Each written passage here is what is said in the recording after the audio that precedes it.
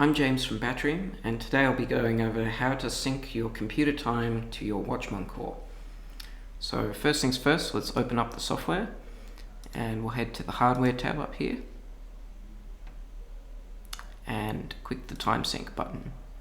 Now all you need to do is hit edit, default, which will pull your information from your computer. So we're here in Australia, so it's UTC plus 10 hours, and it'll change some of these settings as well, and hit save.